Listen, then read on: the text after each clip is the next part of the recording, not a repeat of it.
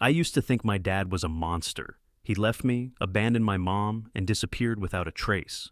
For 20 years, I hated him. But then, I found out the truth. And I swear to you, my blood ran cold. A loud crash. Mom is screaming. Dad is shouting. I hide under the bed, clutching my teddy bear, heart pounding. Then, silence. The door creaks open. Heavy footsteps. My dad stands in the doorway, eyes filled with something I don't understand. He kneels down and whispers, "I love you, son. No matter what happens, remember that."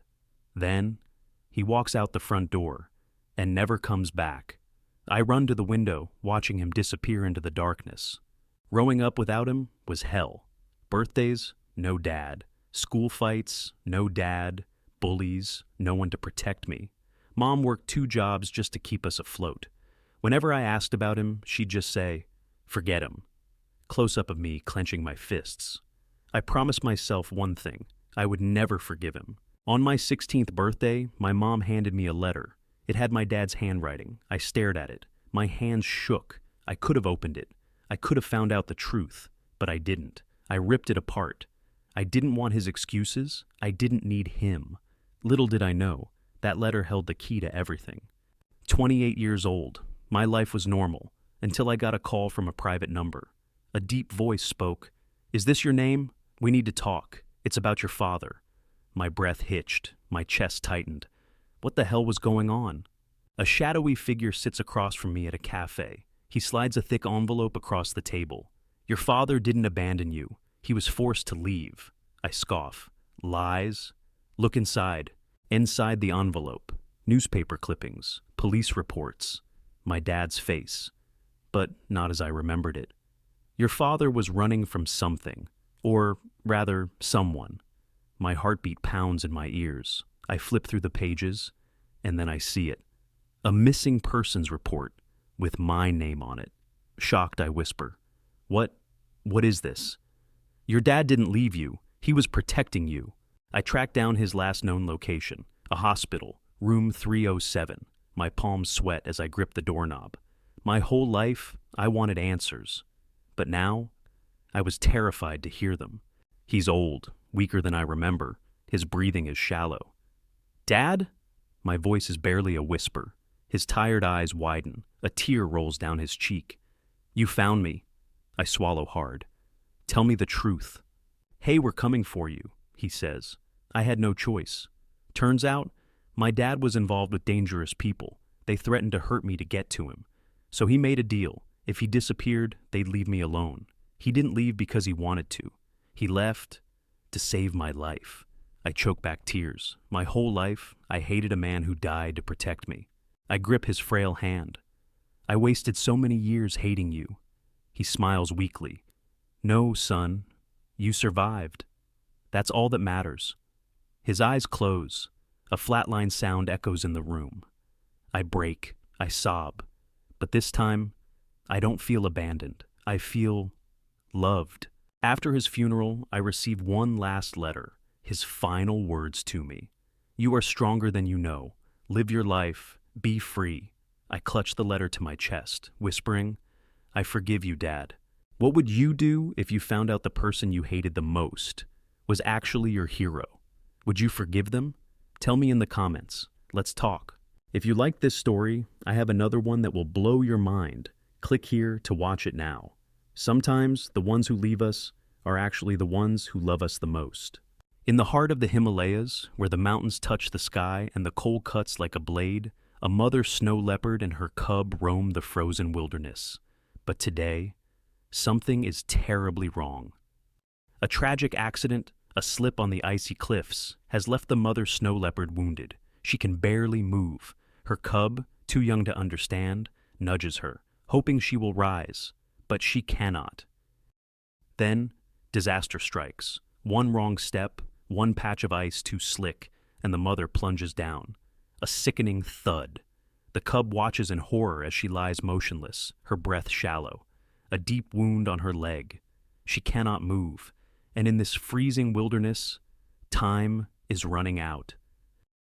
The cub doesn't understand. He nudges her, mews, paws at the ice. But she does not rise. fear grips him. He lets out a tiny cry, a sound that disappears into the endless snow. Who will hear him? Who will help?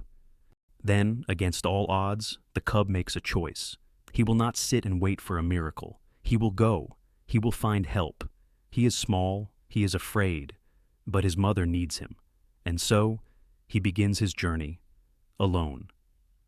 A deadly challenge stands before him, a river, barely frozen, its black waters swirling beneath. One wrong step, and it will swallow him whole. But he must cross. He has no choice.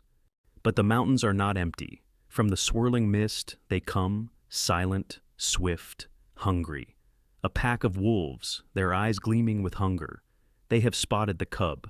And in this frozen land, mercy does not exist. Then, like a beacon in the storm, a light, faint, flickering, but real. A village, humans. The cub does not know if they will help, but it is his only hope. The villagers stare in disbelief. A snow leopard cub in their village? But as they look closer, they see the desperation in his eyes. He is not lost. He is searching. He is begging for help. And so, the humans do something extraordinary. They follow him. Through the cold, through the dangers, back to where a mother lies waiting, fading. They find her, weak, silent, but alive. With gentle hands, they tend to her wounds. With careful steps, they lift her onto a sled. The cub watches, eyes wide with hope. His mother will live. Weeks later, in a safe sanctuary, the mother snow leopard lies in peace, her cub nestled beside her. Because of his courage, because of his love, she survived, and soon they will return to the wild. This is more than a story. It's a reminder that even the smallest among us can make the biggest difference. If this cub could fight for his mother, what can we do to protect wildlife? Like, share, and subscribe to help spread stories of hope and survival. We all make quick judgments. We see someone on the street in ragged clothes, holding out their hand, and we assume the worst. That's exactly what I did. But what happened next? It's something I'll never forget. I thought he was just another beggar, just another man wasting his life away. But I had no idea that this man was about to change mine forever.